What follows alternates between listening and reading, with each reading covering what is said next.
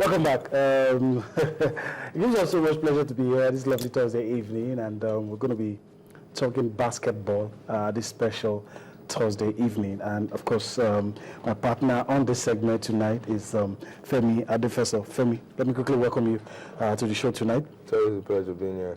Yeah.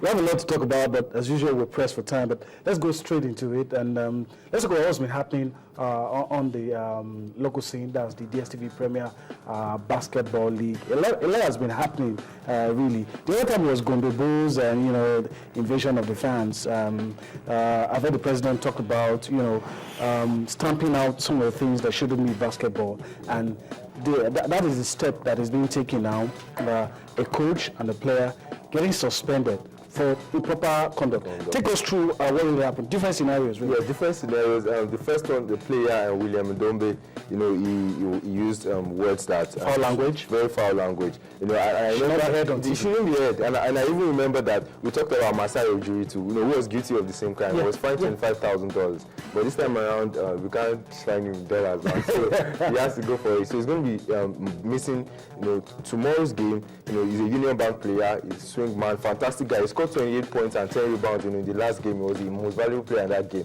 He's a Cameroonian import, and he's going to be missing, their game. He's going to be sad. 2 games, very crucial games against Uluyole Warriors and against Dodan Warriors. Dodan Warriors tomorrow. They want to win because if you look at the structure of the log in the Atlantic Conference, there's no team that is assured, of a playoff berth at the moment, and everybody wants to, be at that top, at that summit for bragging rights and all that. So it's like the other man, coach, technical advisor of Dodan Warriors. Surprisingly, he actually approached the bench in a very wrong manner, according to the report. And yes, I think there's always a line, that guards, the coaches from, the table. Yes. So he crossed and then he approached the table and he did some acts that were unacceptable. Even if you feel that some things were not going, right. That way.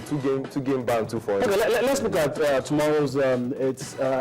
It's good now that all matches are played on the same day. What we have on your screen is the matches to be played tomorrow. I know there's a lot you want to talk about, but let me take you through the matches to be played in the Atlantic Conference, and I'll allow Femi tell us what to expect in some of these matches, some of these matchups. Uluyole Warriors will take on Lagos Islanders. The Down Warriors will take on Union Bank. Royal Hoopers will take on Customs. Police Baton will take on Kwara Falcons. In 1 minute, Femi, what should we be expecting from the Atlantic Conference? Some of those games will be played in the same court, same time.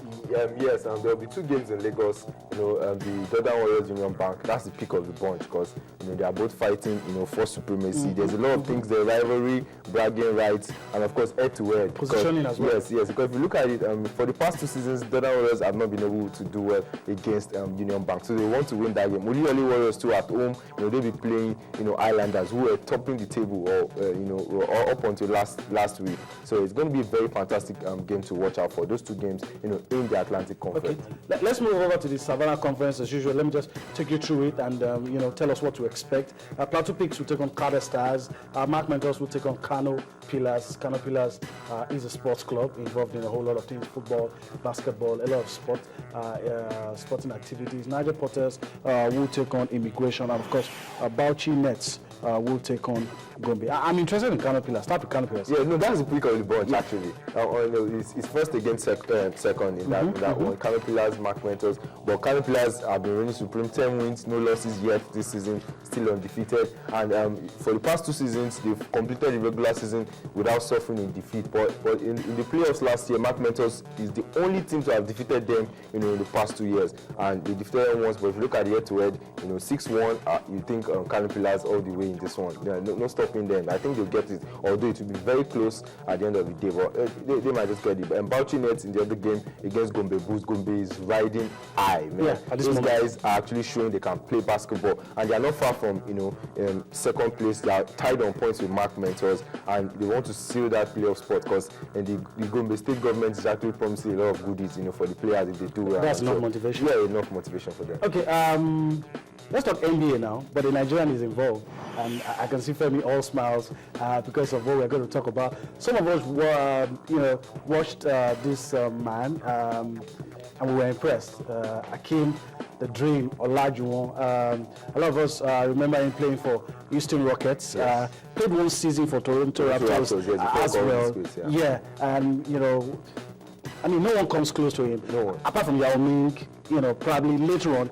Yes, and there's one fact about him that that should be noted. He's still the only player, apart from LeBron James, who just equaled it, to win Defensive Player of the Year, MVP for the regular season, and MVP during the finals. He has 2 NBA titles, in his kitty. Okay. He's going to be an ambassador for NBA Africa in whatever they've been doing. It's been long awaited. Dikembe Mutombo has been the man. Yes, when you look at what Dikembe Mutombo, and they played for the same club, at some point. Yes, at some and point. I'm hoping that his new role now for the NBA would help. And I hope he brings him closer to Nigeria. Yeah. He's been long gone, he's been far away from us. And he was here last year in November for the Power Forward project. So I think being an ambassador will bring in more good tidings for Nigerian basketball in the long run. Okay, we hope that getting involved now would bring him closer to Nigeria, like Femi has said. Well, that's what we have for you this Thursday evening. We hope to be able to do more when next we come here to take you on Courtside. Well, that's all for you tonight, and join us tomorrow for another edition of Sports Tonight. Bye for now.